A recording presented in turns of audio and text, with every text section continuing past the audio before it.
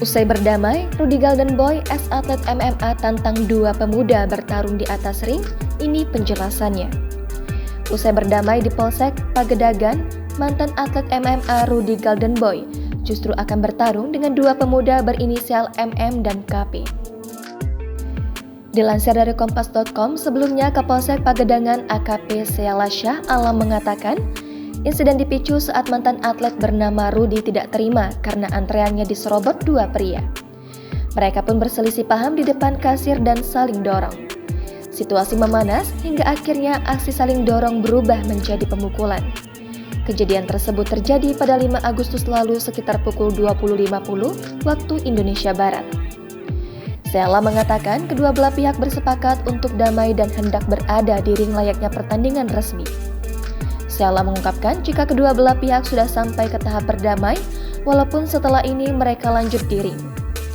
Dilansir dari Tribun Tangerang.com, di hadapan polisi, Rudy dan kedua pemuda tersebut sepakat berdamai dan tidak akan memperpanjang masalahnya. Meski telah berdamai, Rudy Goldenboy akan mengajak Maradona Marinir dan Kurnia Pangestu bertarung di atas ring. Jadi 1 lawan 2, kalau dia takut 1 lawan 1, maka 1 lawan 2. Kalau dia mau 3 ya silakan, kata Rudy pada Selasa 8 Agustus. Menurut Rudy, kedua calon lawannya telah menerima konsekuensi tersebut. Rudy punya alasan tersendiri untuk bertarung melawan kedua pemuda tanpa dasar bela diri tersebut. Ia pun meminta agar keduanya latihan. Rudy menegaskan dia hanya mau memberi pelajaran. Selain itu, Rudy menduga dirinya diprank oleh seseorang. Apalagi setelah dia tahu bahwa salah satu pemuda adalah konten kreator.